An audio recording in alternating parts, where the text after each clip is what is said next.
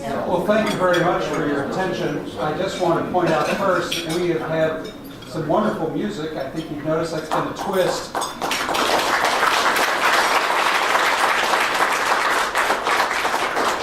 Now, Brooke Rowland, who plays the harp, I must point out, she has won international competitions in harp. She's internationally recognized, and we're so proud to have her as part of the Leadership Academy.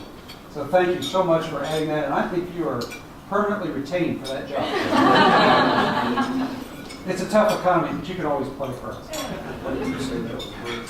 You know, before today's meeting, I always am talking to Ralph. He and I touch base a couple of times a week, and when I told him about this very special Leadership Academy luncheon, he said, as he always does, he said, well, who's going to be there? And I was going through some of the names, because there are some new faces and there's some returning faces. And Ralph, in his own thoughtful way, was saying, that's quite a group of leaders who are going to be in the room with you today. And I'd like to acknowledge some of the people who joined us specially today. We have some of the faces that have become very familiar to us. We'd love to have you here. Mary Seeger, John Wardrop, and Mary Beth Wardrop. And we have President Haas. So we appreciate your being here, but we also have some new faces. I'd like to point out we have Paul Nelson here. We have Jim Mitchell. We have Scott Robertson at that table. Well, raise your hand for new faces. Jim and Paul and did I get everybody? And Scott, did I get everybody, the new faces here? Well, thank you very much for being here. As Ralph said, you've got quite a room full of leaders. I'd be remiss if I didn't mention two of my colleagues who also came today, Briette and Todd. It's so good to have you. We hope you'll join us again as well. Thank you for being here. Well, now to our special guest, Hank Meijer. So pleased that he's able to join us. A book that impressed me a lot in my whole conception of leadership was written by Gary Wills. Gary Wills wrote a book called Certain Trumpets, in which he said, we're often called on to be leaders in a lot of different areas. We don't just become a leader in one area. Once you've been bitten by the bug, or once you see that you have the capacity to lead, you find yourself being called on by your community to lead in a number of capacities. A very important point. And Hank is one of those guys that I wanted to have come in and address the Leadership Academy precisely because he exhibits this principle of leading in a number of areas. Let me just go through. Hank always wants the introductions to be very short, but let me go through just a couple of things that he's done. Most of you know him as the business leader that is associated with the big red signs around town, the CEO and co-chair of Meijer. He's recognized for his overhaul of store-level management and his focus on programs that benefit the community. You know, when you think of Meijer, you think buy local, or you think of the health and wellness initiatives at Meijer, a lot of that comes from Hank. Then, as an intellectual leader, I've had a great deal of respect for Hank, going back a number of years. Hank has been working on a wonderful biography of Arthur Vandenberg. And here's a guy, his full-time job, of course, CEO at Meijer. How he finds the time to do this, I don't know. But he also is writing the definitive biography on America's Senator Arthur Vandenberg. It's a fascinating work. I've had the privilege of reading some of the manuscript, and it is a book that combines historical research and skill with a real literary sense too. Hank was an English major at the University of Michigan. I don't think he's ever lost that literary touch. We look very forward to this work. And also, Hank has established himself, as most of you know, as a philanthropic and community leader here in West Michigan. You look at all the things that he's done, whether it's vice chairing the Gerald R. Foundation Board of Trustees, where he's a vice president of the Grand Rapids Area Council for the Humanities, truly a cultural leader in that capacity, in addition to producing culture. He's a board member for Fifth Third Bank, Kettering Foundation, Food Marketing Institute.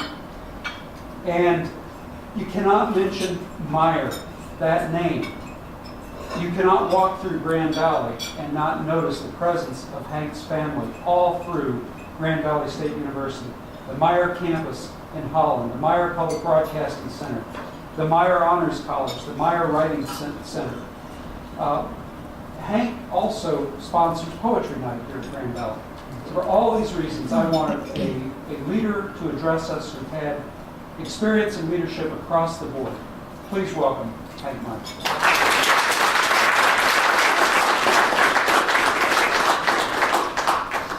Thank you, Cleves, and it is a treat to join this group. And when you're mentioning all these things with Meijer on them, I'm thinking we have a family business consultant who works with us a little bit, and he shared a book that he had co-authored where there's a town where everything is named Smith this, Smith this, Smith this, and the next generation comes along and somebody says to the younger generation, "What are you going to do?" "I'm going to move."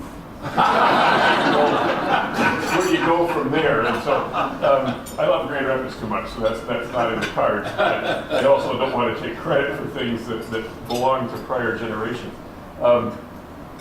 Leeds was so gracious, and he said, "Well, how do you combine business activities with writing and research of a biography?" And the answer is that the book has not come out yet, and I've been working on it for 18 years. So that's probably not an example of effective leadership in literary production, so I'm going to jump around a little bit today. I had the pleasure of Mandy passed along the website for all of the prior speakers in this series, and so I come humbled and intimidated by what you all have been fortunate enough to share earlier, and there have been so many good observations about what leadership is that as I was trying to think of what to write, it was very difficult to avoid falling into cliches, and so I figured the only way I could avoid that was to not write a speech and just have very short notes. And I would love to have time to chat with all of you if you have questions or thoughts later on. I brought along very low-tech visual aids today. If you recall how windy it was when you came in here, probably wasn't the best day to be trying to carry billboards across the parking lot, so I nearly didn't make it. But I noticed in President Haas's talk with this group, you talked about being a lifelong learner.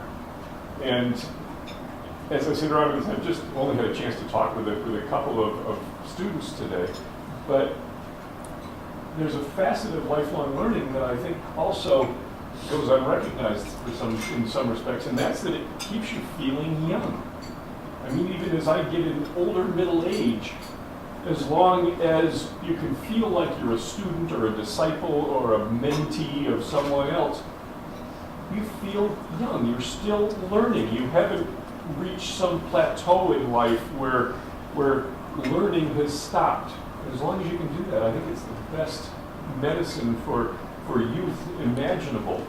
And we talk a lot about Ralph Hauenstein, and I have to give Ralph credit for some of that too, because Ralph, for a lot of people in this room, I suspect, has been that kind of mentor. And I know he was for me, and as I talk about some of the faces behind me today, Arthur Vandenberg there were once two big daily newspapers in Grand Rapids, the Grand Rapids Press and the Grand Rapids Herald, and he was the editor of the Grand Rapids Herald. After he went to the Senate, the city editor of the Grand Rapids Herald, the job he had once held earlier in his career, was Ralph Hauenstein. So Ralph, in the 1930s, before his distinguished military service and his business career, as a young man out of school, was in the footsteps of one of the people we'll be talking about today. But I wanted to just touch on thinking about the ingredients of leadership as I've experienced it and as I've both researched it and come to know it. Certain things come to mind that are maybe characterized a little more strongly in some individuals than in others. And for me, among those, and I think first of all of something that so many of us have in common, and that is the experience of ancestors who were risk takers. They were whether they were thrust into or sought extremes of challenge and difficulty, whether through poverty or immigration or whatever it might be, leadership cannot succeed without that willingness to take risks. And so, got a fellow here who's pictured only in his old age, but this is my grandfather, Hendrik Meijer, in both these outside pictures. Came from the Netherlands as a young man, didn't have any idea what he wanted to do, but was willing to take a risk on dislocation, moving somewhere new. Megan was sharing with us at lunch talking about an interest in international relations. That involves risk-taking. You move to a new place and embark on new experiences that way. I don't know how else you begin to groom yourself for leadership. In the early 1930s, in the depths of the Depression, this guy was a barber in Greenville. And he had taken a big risk to come to this country, but then once here, after trying a lot of different things, he had settled into kind of a routine life. But then the Depression came along. And how relevant it is for experiences for people today. In the Depression, people did not need haircuts. That was a luxury that could be disposed of pretty quickly when it came against eating or shelter or something else. You didn't need to go to the barbershop, or at least not as frequently. He had to figure out how to support his family. He had this wise idea, because again, this was before Social Security, and he was a self-employed barber, he had no pension or anything, that he would build a little storefront next door to his barbershop, and he would rent it out and enjoy that income when he was too old to cut hair. Couldn't find anybody to rent the space. So what is he going to do? He owes the bank, those times, and this may be a relative measure of how we're in a deep recession, but not yet a Great Depression. The bank did not want to foreclose. They couldn't, if they could get just a little bit of payment from him, they were better off getting that than taking over worthless real estate. And so he needed to generate some income. So he knew nothing about the grocery business. But in the Depression, just like in this recession, people had to eat. And so he had a couple of barbershop customers who could say, well, I think he's crazy, he doesn't know anything about this business, but he'll do his best to pay you back. And so he borrowed enough money to get a load of $338 worth of groceries, put it in this storefront, and with my dad working and my sister coming in after school, they were in high school then in 1934, and with my grandmother working as well, they were able to begin to make a go of this grocery store. That, to me, exemplified risk-taking. And he was taking on something about which he knew nothing, but desperate times were forcing him to try something new. And then that risk-taking continued because in 1962, my grandfather, and now with my dad, opened the first. Anyone who's a Hauenstein fellow has no business remembering the name Thrifty Years. So you instantly age yourself for those who know that name. But that was what that first store was called. Didn't want to call it Meijer because it was something different. Meijer was just a bunch of smaller supermarkets. And so had to connote this vast space that was selling not only food, but apparel and hardware and sporting goods and toys and all these different things. And so they came up with this clever name, Thrifty Acres. Now, I grew up with this when I was a kid, had to listen to Shifty Fakers and all kinds of other things. They were not as inspiring. But this was the store that many of you will recognize at 28th Street and Kalamazoo Avenue. They had no clue what they were doing. Once again, they bet the whole company on this new adventure. If they'd been sufficiently rational about it, they might not have tried it, but they felt that it was, seriously, they felt that it was right. And in fact, I was talking with my dad just in the last day or so, because he still comes into the office almost every day. He's 89 years old. And he was likening it to, was it the explorer Cortez, who when he landed said, I'm going to burn the ships. We're here, we're going to make it work. They didn't mean to burn the ships, but they were kind of doing that. They were borrowing more money than they could possibly hope to repay if this thing didn't work, opening 3 big stores in the space of about a year that were bigger than all the little grocery stores combined. They had about 10 of them at the time. And so it was really difficult. But it was the willingness to try something new, which again seems so fundamental to leadership. And so I think risk-taking, that segues into another essential of leadership, and that's flexibility. And for that, I turn to this gentleman with whom I've spent a great deal of my life. And a couple of people here have been kind enough to say, now, when is that book coming out? And I hope it's going to be in 2011. That's the current plan. But a willingness not only to take risks, but a willingness to change. And again, at the risk of going on too long about a forgotten historical figure, Arthur Vandenberg was appointed to the Senate from Michigan in 1928, and he'd already been active in state Republican politics, and Michigan, unlike today, was a Republican-dominated state until prior to World War II. He had been writing speeches for people like President Harding. He had been influential from right here in Grand Rapids in affecting some of the leadership issues of the time in Washington. So in 1928, he's appointed to the Senate. He comes there as a disciple, in his case, of Alexander Hamilton, who famously wrote George Washington's farewell address that said that we should avoid entangling alliances. In other words, the United States shouldn't get involved in those wars over in Europe where the French and British are periodically going at each other. We should just stay away from that and do our own thing. That evolved in his political career to the point where he became one of the leading isolationists at the time between World War I and World War II, and said, you know, as Hitler and Mussolini were coming to power in Europe, and it looked once again like, and the Japanese government was becoming more militaristic, that it looked once again like there might be war breaking out elsewhere in the world. He became one of the leaders in pushing for the U.S. to be absolutely neutral, to not sell arms to any governments involved in a conflict, to just stay removed from other people's wars.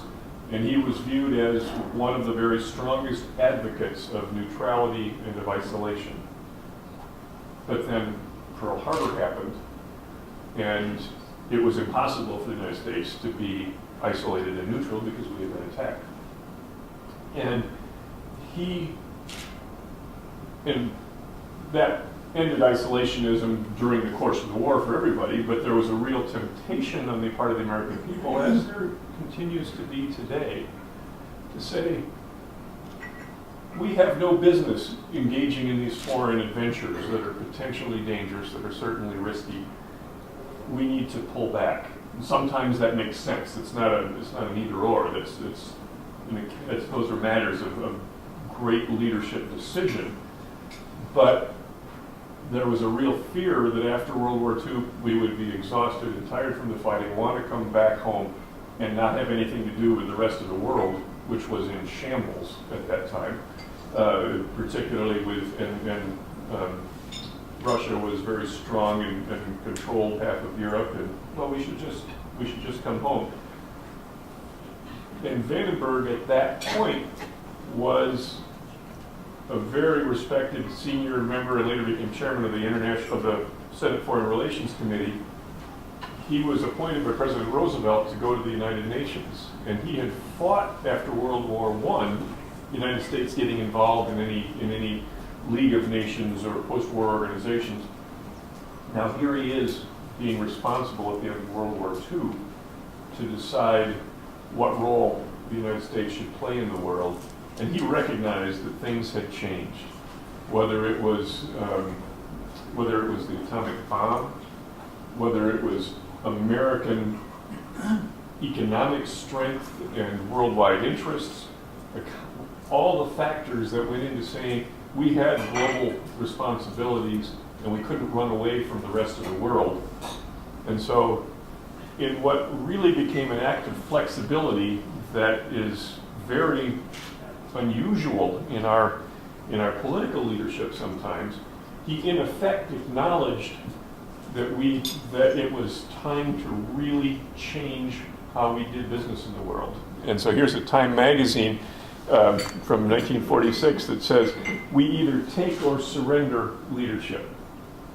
And there's a couple of things there. One, again, that point of flexibility, a willingness to take a very different course than the one that may have served you well or you might have firmly believed was appropriate for the time. Change course as necessary. And then the other notion that isn't one of those key points like risk-taking and flexibility, but I like this idea. We either take or surrender leadership. Leadership is not a passive enterprise.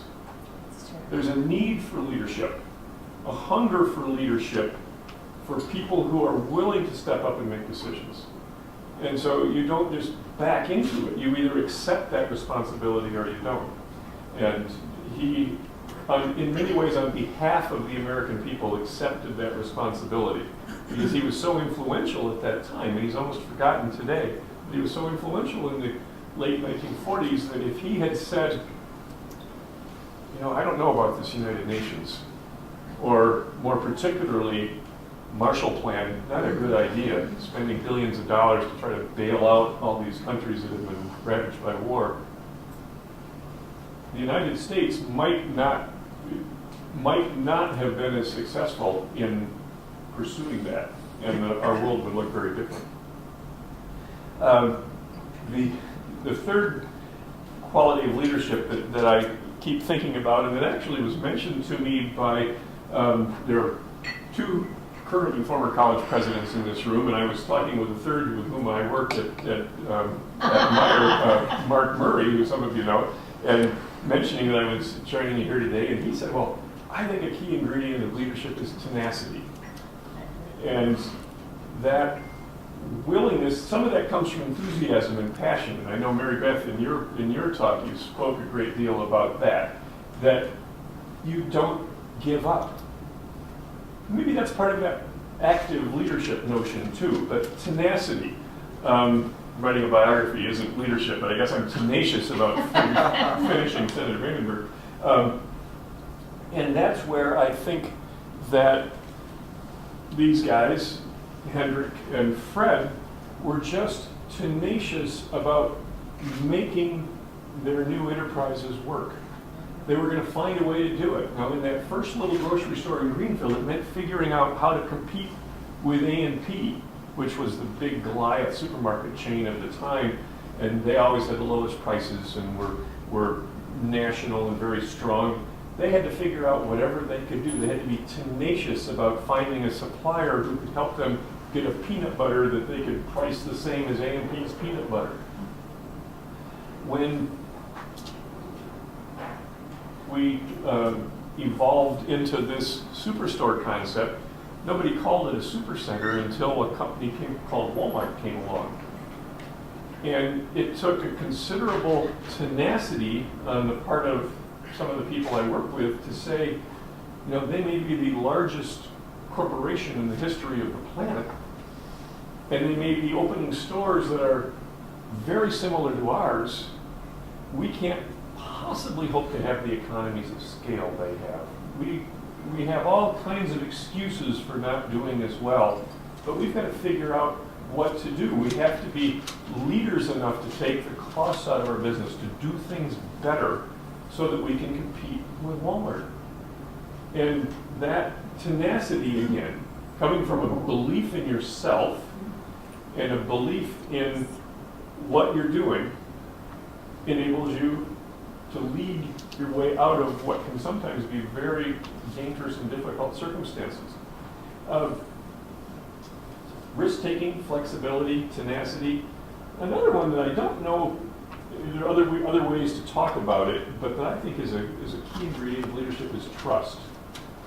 Because, first of all, from that very first store, Meijer would never have grown from one store to two or more stores if, I think as my dad said, You're not willing to trust somebody else with the keys. In other words, when you've got your own store and you operate that, and you close the door, you've got the keys. But you open that second store and you need somebody else to help you. You've got to let them have the keys. They've got to do it. And we all know that leadership is simply never a solo enterprise. And I think if that trust works in a couple of different ways, that's giving people the benefit of the doubt.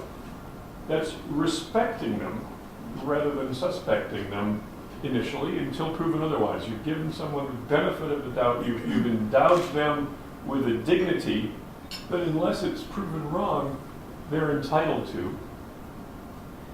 I think that notion of trust also allows you to recognize your own limitations.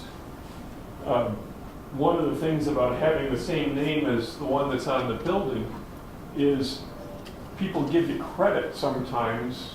I mean, sometimes they'll say, well, he's only got the job because his name's on the building. Perfectly legitimate assumption. But also, because you're into the building, you must know a lot. Well, darn it, it doesn't make you, it may give you a special passion for it or a special attachment for it, but it endows you with no other qualities. And so you have to trust that other people have the ability to do things that you don't have the competence or the ability to do. Otherwise, again, you're relying on, the organization cannot grow.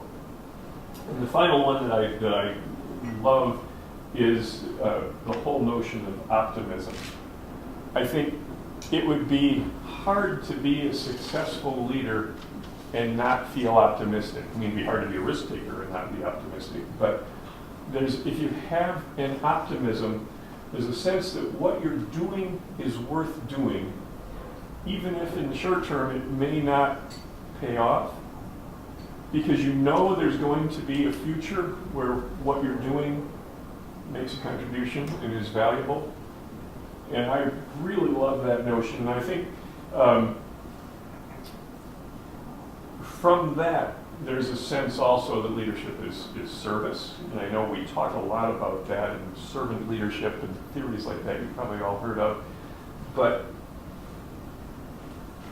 from optimism, from feeling good about where you might go and about the value of what you're doing, it makes you willing to do things that you might not otherwise do. It makes you, when you say that leadership is service, well, that allows you to feel responsible, to feel a responsibility to others.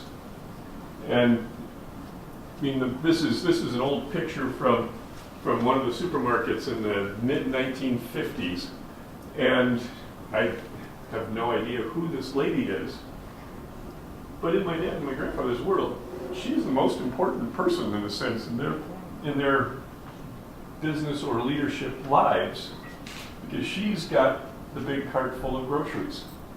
And every once in a while, we'll have some celebrity come into one of our stores when they happen to be in Detroit working on a project or something. Everybody will get all excited because this celebrity or this politician or whatever comes by to visit. And we'll have to kind of remind ourselves, gosh, it's fun, it's exciting to see, the singer or whoever come through, but they're not as important as this lady because they're going back to New York, because they're going back to Los Angeles, and we're relying on her every week.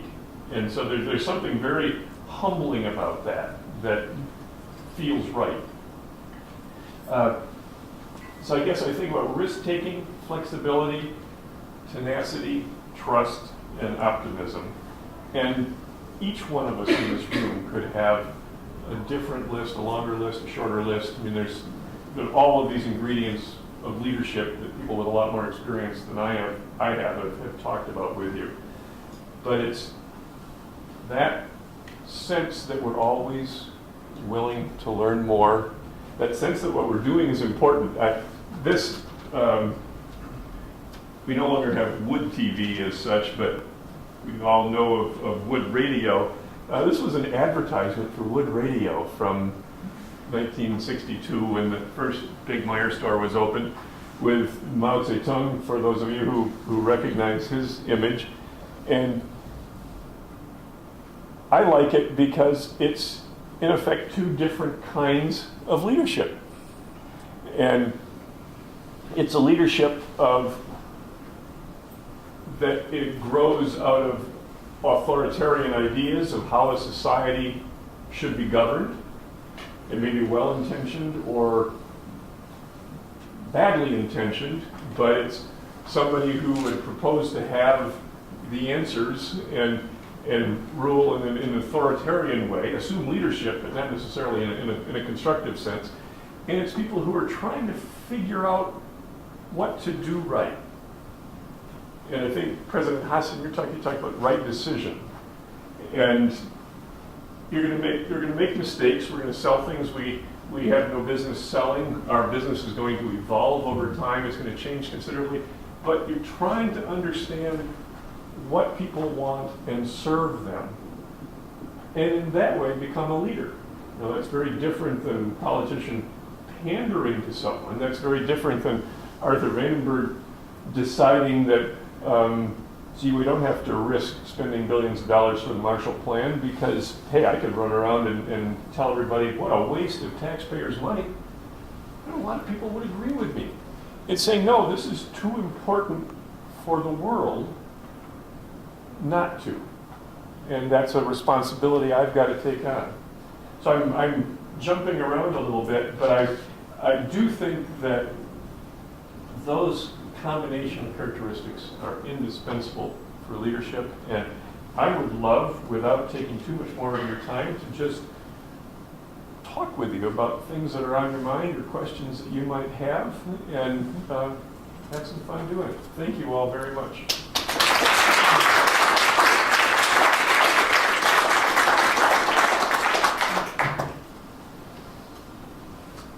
Just to throw one out, I was thinking about risk takers, and obviously you could probably speak a whole hour, 2 hours about that. But there's risk takers who end up leading GE. There's risk takers who are drug drivers and up on the side of the road. And in a related way, it goes to trust too. I think of people like your dad or the Iacocca or yourself. What instincts drive you to trust someone with the keys? I mean, nobody does it no leaders do it truly by themselves. The Iacocca had thousands of people working for him in the best days. It's a good question. I should back up a little bit, because when you mentioned risk takers, you're absolutely right. I mean, Evel Knievel was a risk taker. So what in leadership terms? Yeah. I mentioned that not as I mentioned that as a necessary ingredient, but obviously as insufficient in itself. Trust. That's a great question. What allows us to trust other people? I mean, did some of us benefit from a household where you could trust a parent to be responsible for you? I mean, we can get into some pretty scary psychology here, but there's probably some of that. No, I mean, I'm serious. That you had some security that allowed you to be a trusting person. I bet that's a huge part of it. But I think as that evolves, if you're fortunate enough to grow up with the ability to trust, because there are probably some people who haven't had that opportunity. But if you have the ability to trust, then I guess if you've got to set your ego aside, because you've got to say, I not only trust that you are well-intentioned, but I also respect that you may be able to do things that I can't do, and I'll trust you to try to do them rather than have me try to figure it all out. Maybe that's it. Yeah, that helps. It's kind of asking a really good question. Yeah, that's fascinating. If nobody else has got questions, I can think of a wonderful example of leadership involving your father that Mark Murray related to me. Maybe you remembered it, if you do, you might want to share it. It was at one of your meetings, things were going real well, and there was a lot of finger pointing going on, and people blaming other people. Your dad got up and told a story about the milk cart. Remember that? Help me just a little. The milk cart story, when your grandfather had decided, well, they'd buy a little milk cart and hitch it up to a horse and deliver milk around.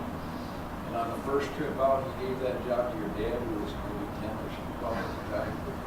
He sent him out with that. You remember that? Your dad told that story. Is this the one where the horse ran away with him? The horse ran away with him, busted up the milk cart. Yep. You know, this meeting was going on where everybody was pointing fingers at everybody. So your dad got up and he told this story about how this horse ran away and just the cart got all busted up, and you know, your dad was chasing it, trying to catch him. Ended up in your grandpa's front yard with a busted up milk cart. Your dad was just afraid that, you know, your grandpa was going to be really mad at him. And your grandfather came running out of the house when he saw this. He said, "Fred, are you all right?" Yeah. Well, that was the end of the finger pointing. Well, and does that give you the security to take a risk and make a mistake? Fabulous leadership. Well, thank you. Yeah, we opened, and in my organization, we have made, of course, so many mistakes, and we continue to make them every day. But one that some of you may remember, we thought as Costco and Sam's Club were expanding that wholesale warehouse clubs were the future of discount retailing, and we opened a group of stores called Source Club. The Home Depot, for those of you who know that, out at 28th Street in Patterson on the way to the airport, was built and opened as a Source Club. And we were too little too late.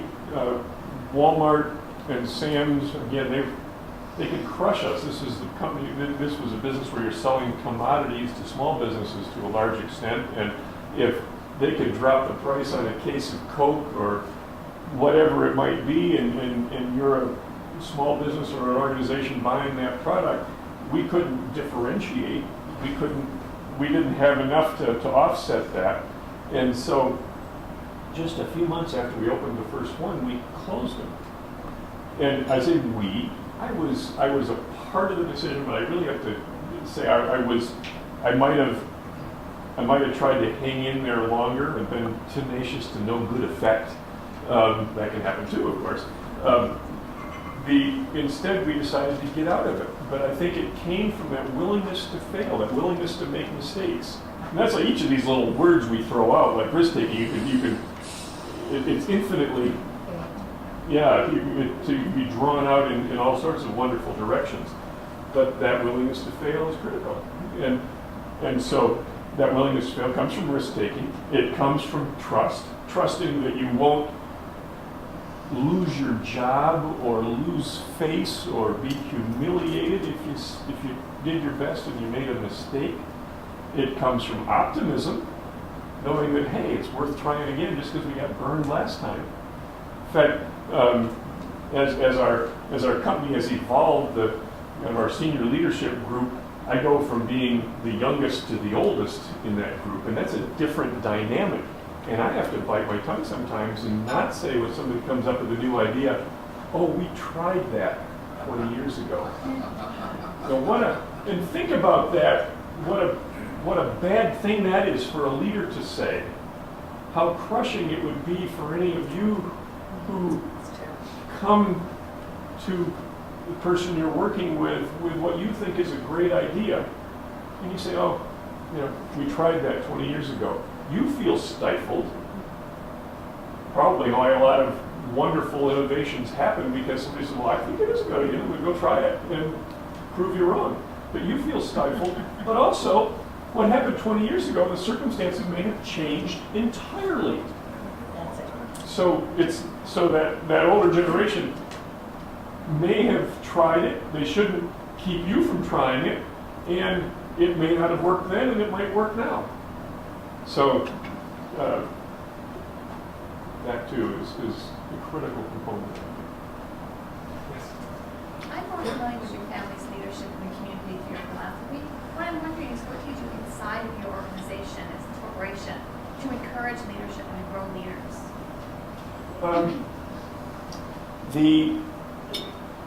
You always feel like you could do more, of course, but one of the things you do is give people opportunities in areas other than what they trained for or grew up in. Our senior vice president of, what's his title? Senior vice president of distribution and logistics and manufacturing, person in charge of all of the warehousing and trucking, and we have a central kitchen in northern Indiana where we're going to begin baking breads and things like that. He was a pharmacist by training and worked in store operations for many years, but a very bright, gifted leader. Why don't you try this? So I think that sort of cross-pollination, which you hope as an institution you've got the flexibility, and as an individual, as a potential leader, you've got the flexibility, says, well, gosh, I went to pharmacy school, but I've got gifts and opportunities that may take me in other directions. Don't pigeonhole me as a pharmacist. So I guess that would be something that comes very quickly to mind. We're just, the retail business, in fact, it's an interesting subject that you raised that has never been historically terribly glamorous. I mean, it's not the kind of thing that hotshot young MBAs come out of school and say, I want to go into retailing. It's finance, it used to be manufacturing, it's other things rather than retailing. And more people have grown up in retailing typically because it didn't have a large technological dimension or other things that required an advanced education, tended to be things that tended to be a place where people could find opportunities without any specific training. And so for many years, the president of our company, Earl Holden, graduated from high school but didn't go to college. My dad didn't go to college. But people could learn by doing. And that's a wonderful sort of democratic thing. We didn't say, well, you've got to have a degree in this field or a degree at this level in order to aspire to leadership in the company.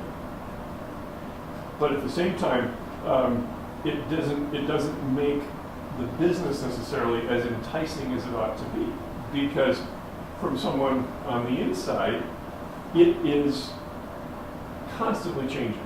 I mean, and I guess you could say that about any endeavor, but it really is kind of the daily pulse of the community in many ways. As people shop with you and you interact with your customers.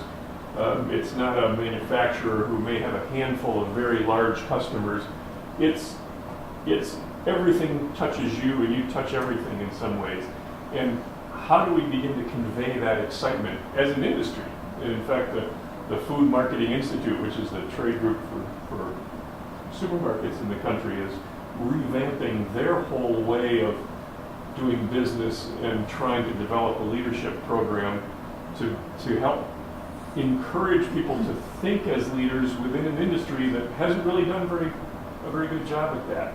So, and our company is like that too. Just in the last year or two, we've been here. I'm talking to Hauenstein fellows who are in some of the same boat, but we've tried to identify younger leaders and potential leaders in our company and have them work with mentors who are more senior executives in the organization.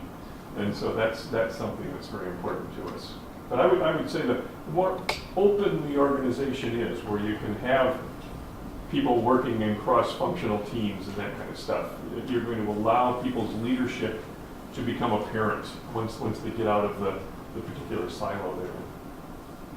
Yes? Thanks for your talk. I appreciate it. And I think that something that's come up kind of here month by month, and maybe it's kind of cliche, is that in order to be a great leader, you need to be a great follower, which I think is true, but we really don't read or hear much about that. We're sitting here, we want to be aspiring leaders, but what can you tell us about being a loyal or competent followers of a leader? Wow, that's an interesting question. I think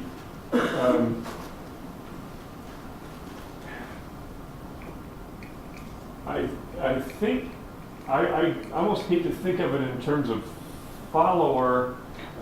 Certainly there's since as a leader we have to work and get things done through people, that whole notion of team, I think, is probably more relevant than follower. So I'm thinking, well, is part of the answer a sense of what it is to work with a team? And then is part of the answer also that notion of jump around here, working with a team, the notion of servant leadership, that whether I am in an entry-level position or I'm in a very senior position, I'm serving someone else. And that automatically binds people together. If you grow out of that, then you're in trouble, I think. I guess I'm more comfortable with those two notions than the idea of follower. Because I don't even know if a leader wants to think in terms of followers. I think you want to think in terms of a team that recognizes in you a capacity to help determine a course, trust you to be offering and contributing sound decisions and advice, but you're still part of that team.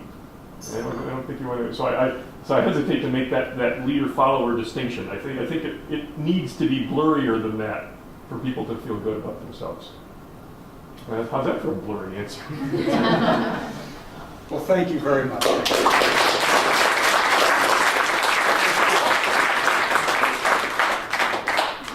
You know, one of the things that I did not mention in the introduction, but I hasten to point out now, is that Hank has been associated with the Hauenstein Center for some time. This is actually his third presentation in association with our center.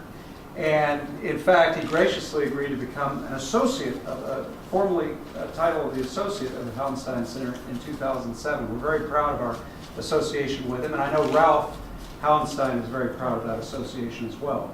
So it's with great pleasure that I leave you with a token of our appreciation. This is a Ralph Hauenstein tote bag. All right. Try that in your marketing division. And I wanted to say that being an associate of the Hauenstein Center, I really feel like I want to go out and get business cards printed up that say that, because I'm really proud to be identified with this group. And as a non-scholar trying to dabble in scholarly things, it's the finest academic recognition I've received, and it's come from Thank you very much.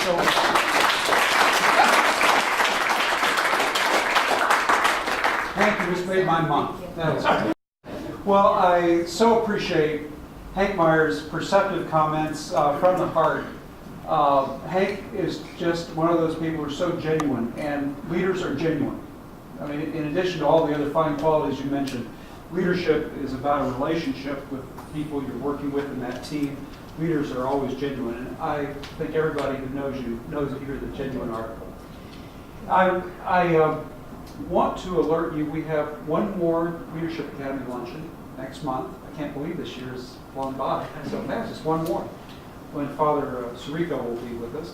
But before that moment comes, would you please take the time to sign or to indicate on the clipboard over there which of you would like to be back as part of the Leadership Academy next year. Now, some of you are graduating and moving on, but for those of you who are going to stay in town, we would be proud to have you continue your association with us. Just let us know.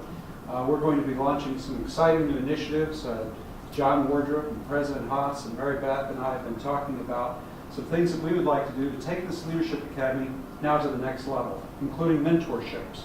If you're going to be around next year, you won't want to miss out on this opportunity where you will actually have the opportunity to work closely with mentors, leaders in this town.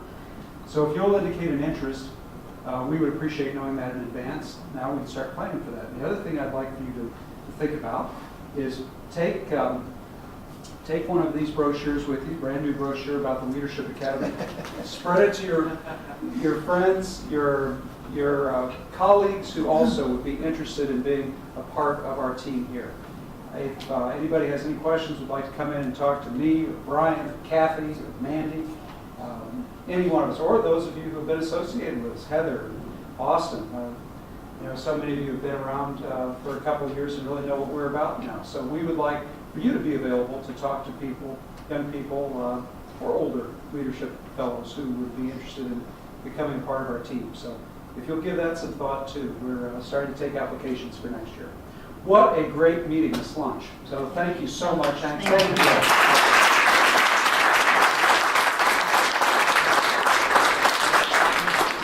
We're adjourned. Never heard this.